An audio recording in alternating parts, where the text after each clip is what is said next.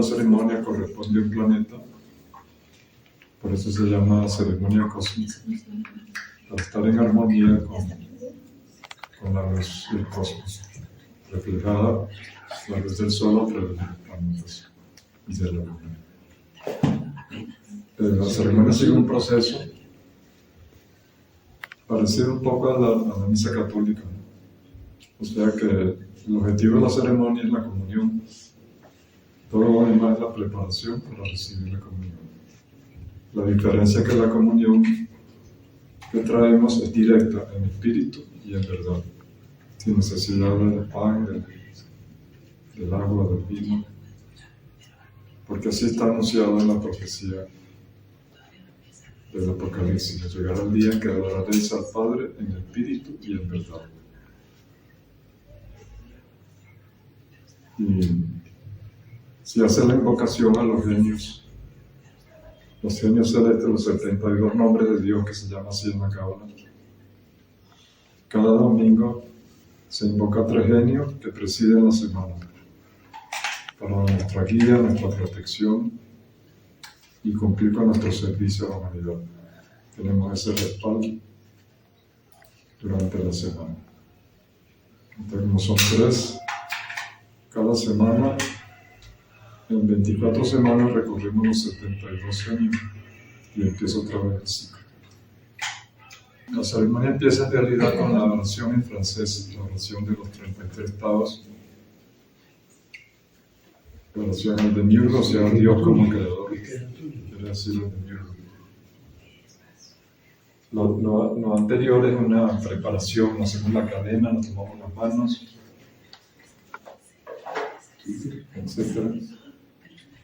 Se lee los versículos de la Biblia, se abre al azar a ver qué mensaje nos trae el día. Y después de eso, entonces, se abre con Mercurio.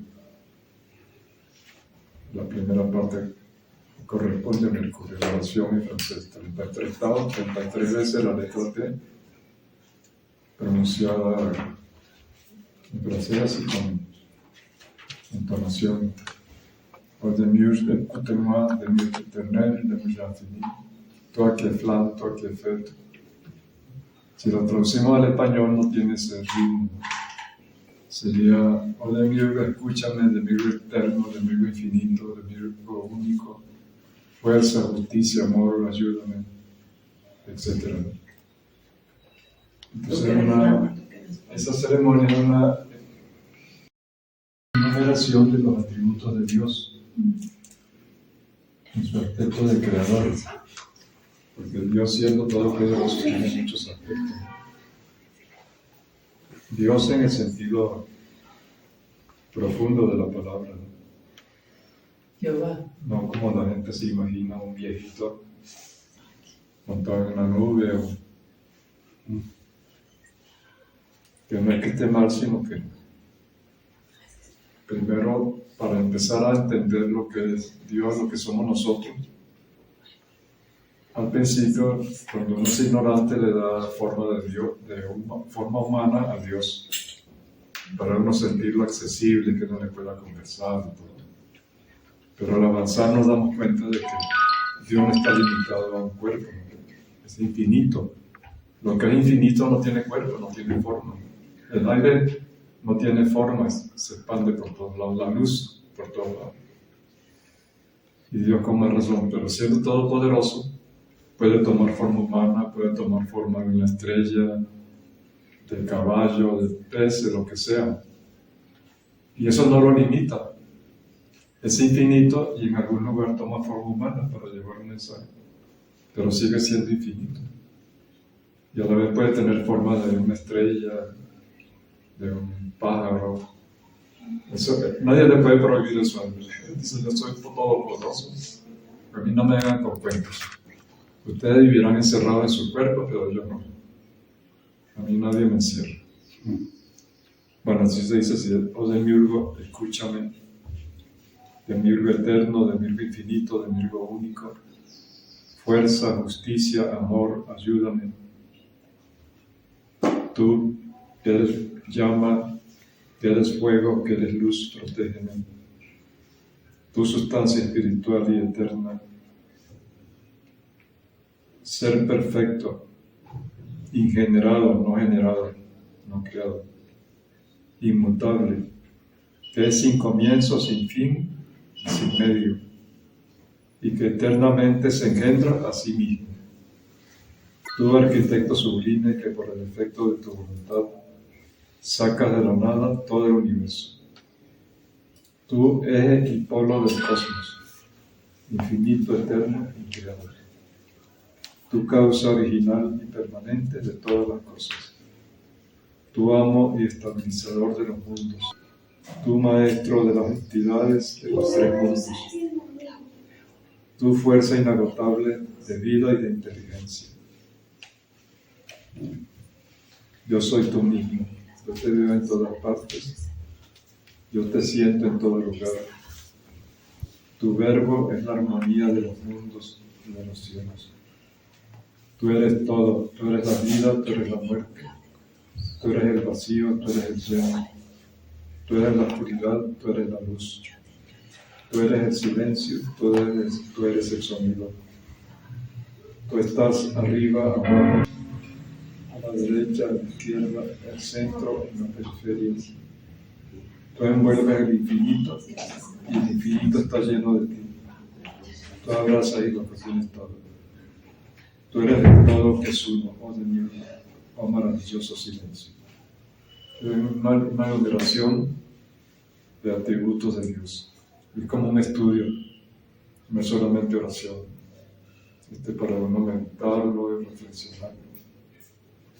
Todo lo que abarca lo divino, ¿no? La segunda parte es la consagración del sacerdote. Uno se despoja del emblema de peregrino, de caminante, y toma la estola que le da el poder como un talismán y hace las oraciones rituales, que son en latín, que es el idioma sagrado de Occidente, como el sánscrito, es el idioma sagrado de Oriente. Esto está bajo el dominio de Júpiter. Júpiter es el poder, hermano, poder sacerdotal. Luego viene esa es la segunda parte.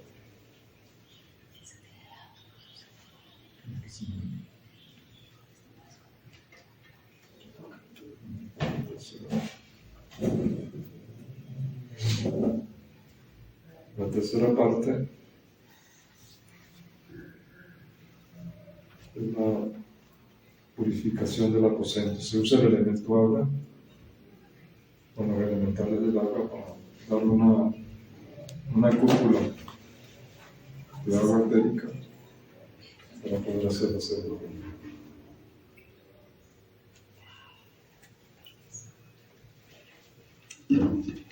Y así va cada parte de la ceremonia, cada parte bajo la regencia del planeta. En esta tercera parte,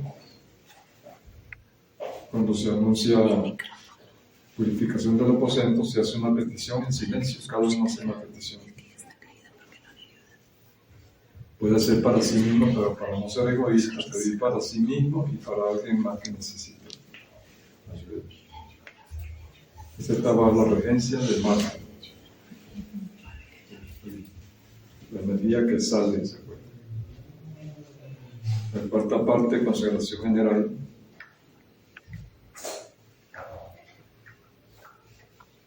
Bajo la regencia del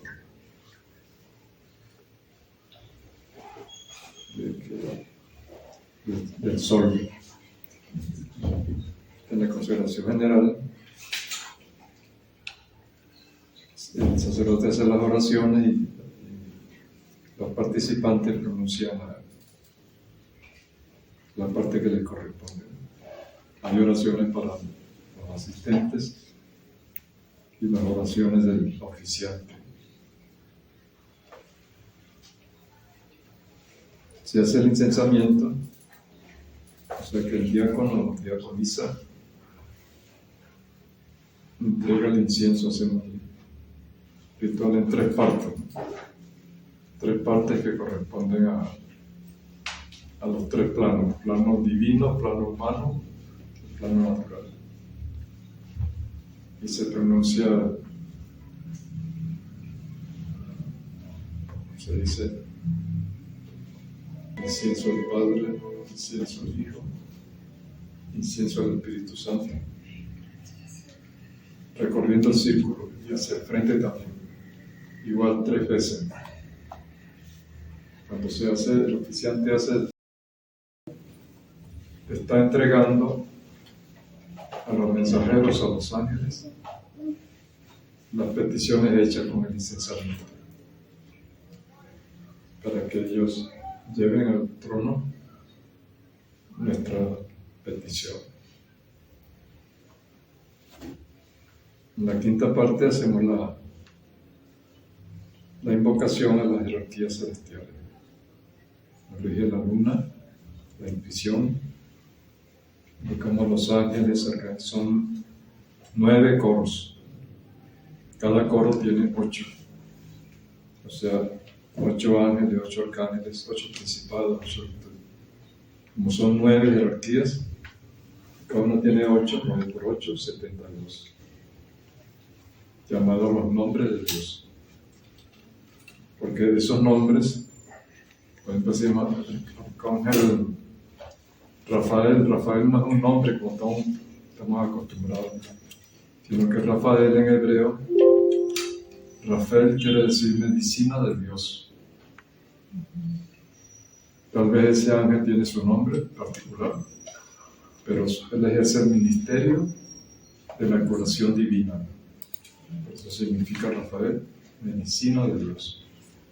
Como decir ministro de sanidad, ministro de agricultura. Dios delega en su gobierno funciones en los 72 que forman el Consejo de Ministros del Cielo, del gobierno. Y a la vez se hace la oración universal, que es la que trae nuestro maestro, de la Ferrier, y que complementa al Padre Nuestro de hacer el milagro. Las dos hacen una unidad. Porque decimos, por ejemplo, santificado sea tu nombre. Que lo correcto es decir, tu nombre sea santificado. Tu nombre, sujeto, sea verbo, y predicado, santificado. ¿Cómo santificamos el nombre de Dios? Se supone que ya es santo. ¿Cómo lo vamos a santificar nosotros? No se oye. Entonces tiene un estudio. Lo santificamos pronunciándolo correctamente. No diciendo, ¿por qué Dios permite esto? Idiota, ¿por qué usted no me oye a mí? Regañándolo, no es una falta de respeto. Se santifica el nombre de Dios cuando lo pronunciamos con respeto y con recogimiento. Y agregándole algún atributo. Como uno, por ejemplo, saluda al presidente de un país, no le dice, hola, Juanchito. Uno dice, excelentísimo señor presidente de la República. Con más razón a Dios hay que decirle lo que corresponde, ¿no? Entonces, en la oración universal que trae el maestro de la Ferrier, las 4 primeras frases son expresiones de respeto y reconocimiento. Bendito Dios misericordioso, Padre omnipotente del universo, Creador sublime de todas las bellezas, Dador celestial de bondad y perdón. Dios, ya. Pues somos bien recibidos en el palacio celestial. San Pedro nos abre las puertas. Si nos venimos a reclamarle a Dios, nos da un portazo San Pedro, por grosero. Bueno, luego viene una parte adicional, que es la invocación a los 3 genios que presiden la semana, ¿no? Leyendo los versículos de David, o basado en los versículos de David. Se lo rige el planeta Urano. Viene la comunión, que la rige Venus, comulgamos por amor sagrado, el amor divino. Pedimos la palabra, y la palabra es la que da la comunión. Al decir la palabra, estamos recibiendo bendición. En la Iglesia Católica, en la misa se dice igual, ¿no? decir una sola palabra y ya no será salvo. Pero el sacerdote no pronuncia la palabra. En cambio, nosotros pronunciamos la palabra Dalet en hebreo. Dalet es la cuarta letra del alfabeto hebreo, que es cabalístico, y significa puerta. Entonces, cuando piden la palabra y el sacerdote dice Dalet, puerta, se abren las puertas y desciende la bendición. Se abren las puertas del trabajo, de los sentimientos, de los pensamientos, de la tierra, de la luna, etc. Y descienden un chorro de luz. Y así es como decir la culminación de la ceremonia y el final. Después de la comunión, hacemos el cántico del Tantum Ergo en latín, que es un cántico gregoriano de la Edad Media Europea, donde se anuncia por la venida del Cristo como Rey, no maltratado por los humanos, por la ignorancia, sino con toda potestad. Se canta en latín porque conserva ese ritmo de aquella época. Y viene la última parte, que es la execración. La execración es el pedir a las entidades que se han invocado del agua, de la tierra, del fuego, del aire, y a las jerarquías celestiales, y despojarse de la condición sacerdotal. Entonces uno se quita la estola y vuelve a ser peregrino. Tiene su bastón, ese bastón psicológico. Ahí están las palabras, las 4 palabras claves que corresponden a los 4 evangelios: saber, querer, osar y callar. El que corresponde también a los 4 signos: saber, Aquarius; querer, Tauro; osar, Leo; y callar, Escorpio. Ustedes ven en la catedral, en la cúpula de las catedrales católicas, arriba pintan los 4 evangelistas con los 4 animales que les corresponden. ¿Cuál es el animal de San Marcos? El león. El león. De San Mateo. El león es Leo. San Mateo. El águila. ¿Cuál? No, San Mateo. ¿Cuál es? El ángel, Aquarius. Y arriba le pintan en la tradición cristiana un ángel a la espalda. A San Marco, un león en los pies, un león con alas. Lo pueden ver en la catedral. Luego San Lucas, ¿cuál es el signo de San Lucas? El animal. El toro con alas. Y el de San Juan, El águila. el águila, un águila en el nombre, que representa Escorpio, águila. Escorpio es un signo doble. Es el signo de la alquimia. Algunos lo dominan el escorpión, son muy venenosos, muy chismosos, y otros trabajan el águila, que está en Escorpio, elevan su mente. Bueno, entonces en la execración, en la parte final que corresponde a Saturno, se cierra, en el plano espiritual se cierra el trabajo, y en el plano físico también. Eso es la ceremonia. Es sencilla y corta, pero es completa desde el punto de vista de la teurgia, de la magia ceremonial.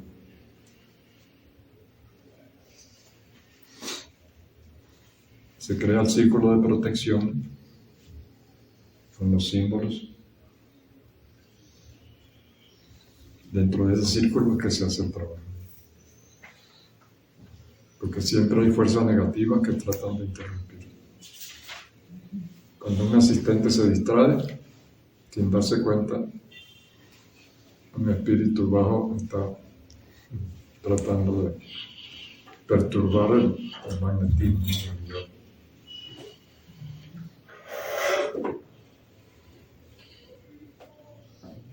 Por eso la estola tiene una preparación de metales y tiene la fuerza de un talismán.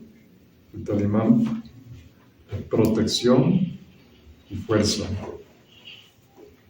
Protege el magnetismo del que está trabajando y le da fuerza. Entonces en cada lado, en el lado del pecho y el lado de la espalda, adentro está la energía del talismán.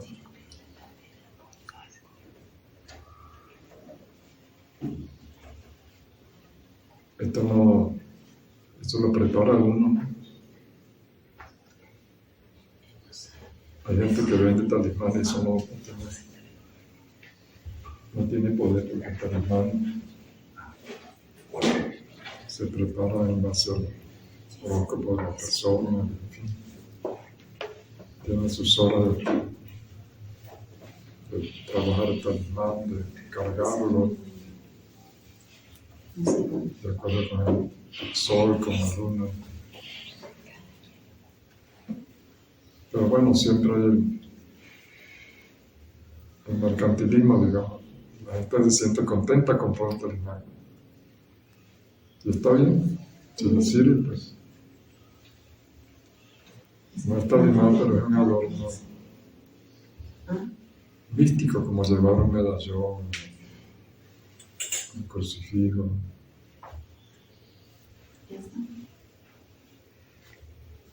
Todo lo que existe en el mundo está bien. Todo es perfecto ya. Dijo a nuestro maestro. Y alguien le dijo, ¿y ese borracho acaso es perfecto? Y el maestro dijo, ese borracho, desde el punto de vista de la borrachera, es un perfecto borracho. Camina como borracho, habla como borracho. El asunto es no juzgar. Con una moral de discriminación, eso no juzgue para que no sea juzgado. Porque con la misma vara con que mide será medido. Uno tiene un derecho de juzgar solamente, de juzgarse a sí mismo, eso sí. Estar fijándose en sus defectos para corregirlos. Pero ver los defectos de los demás, ni se superan los demás, ni se supera uno. Es ganas de entrometerse en lo que no corresponde.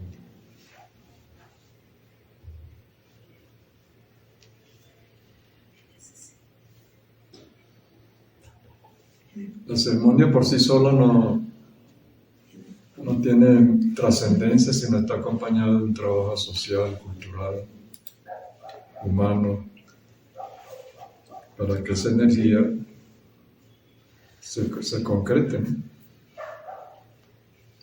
Es lo que en la tradición nuestra de América autóctona decimos el vuelo del águila y el vuelo del quetzal.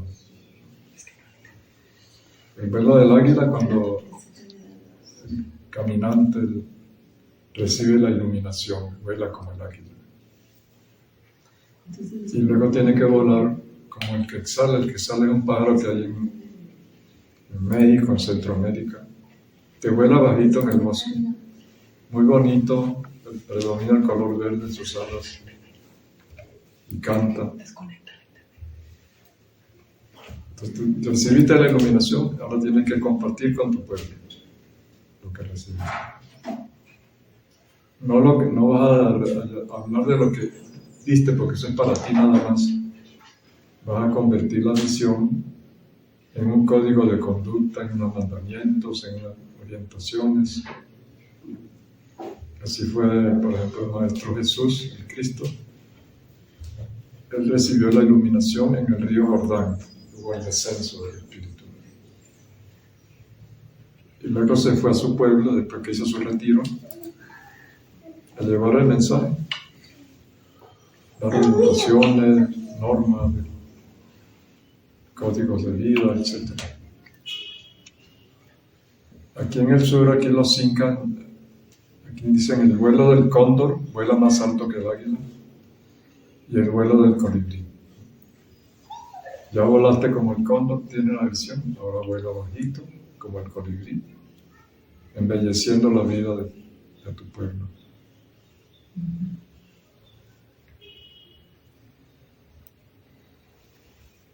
Entonces todo trabajo espiritual tiene que estar respaldado por un trabajo social y cultural. No que meditar para mí mismo, hacer yoga para mí, no. La regla dice, debemos ser perfectos para servir. Y debemos servir para ser perfectos. ¿Ser perfecto para qué? Para que te exhiban, te aplaudan. No, para esa perfección llevarla a tu semejante. Y servir para ser perfecto, porque a la medida que tú sirves, te das cuenta de tus defectos y te superan entonces. Mientras tú solita en tu casa, parece que fueras perfecto. Pero sales con los demás y te das cuenta, no, yo no debía haber dicho eso, lo ofendí. Entonces te corriges.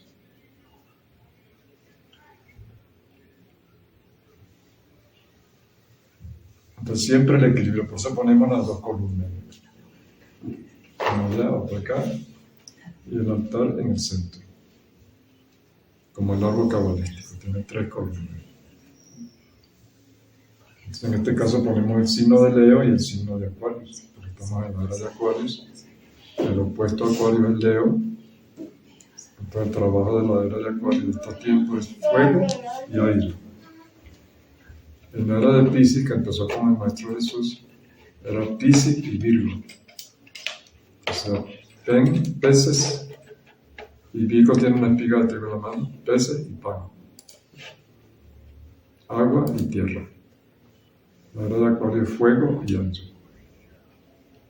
Pero no hace falta la hostia, no hace falta el pan. La humanidad ya está preparándose para recibir directamente la comunión. Por eso hay tantas búsquedas por todas partes.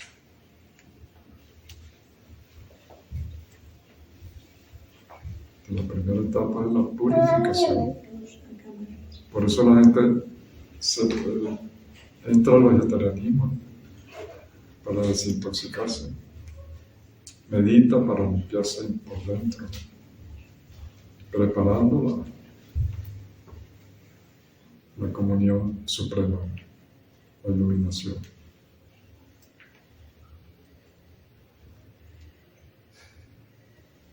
Todavía queda mucho que limpiar, todavía hay violencia, hay guerra, hay separatividad, enfermedades, cosas que no debieran ser. En una humanidad que es hija de Dios, que es imagen y semejanza, todo eso es vergonzoso. Que haya hospitales, cárceles, tribunales, cuarteles, etc. Fábrica de armas, qué horribles, para destruir.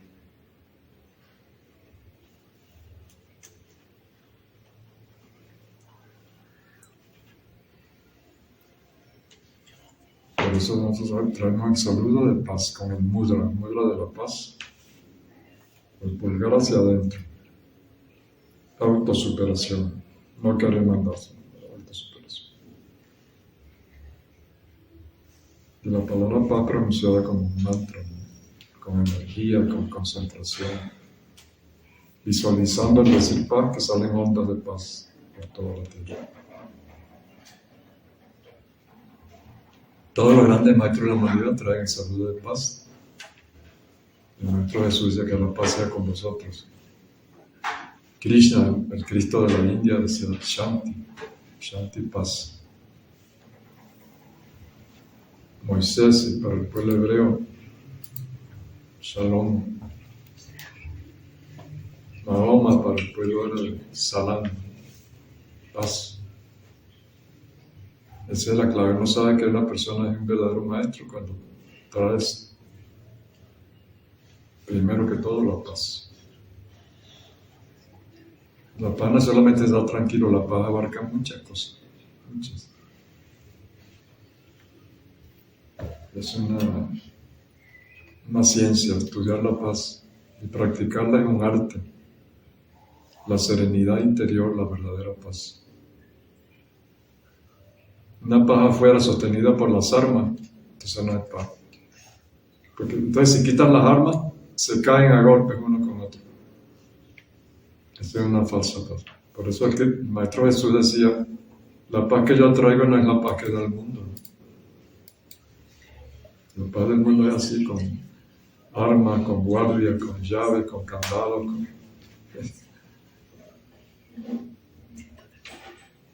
Y la paz del Cristo es la paz interior. Mantenerse sereno ante los conflictos y los problemas. Y él dio el ejemplo. Le gritaban, le apedreaban y se mantenía digno como hijo de Dios. Esa paz no es fácil de alcanzar. La gente se contamina mucho por dentro con cosas que pasan. Se angustia, se preocupa, reclama, se entristece, está contaminado.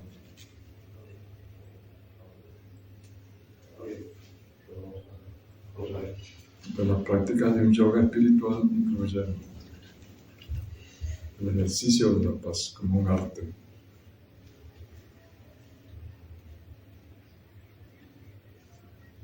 La postura de relajación, en cierto sentido, tiene que ver con la paz, soltarse completamente. Para algunos yogis, esa postura, la savasana, es una de las más importantes del yoga. Si se hace probablemente soltar el cuerpo, olvidarse del cuerpo, del mundo y armonizarse por dentro.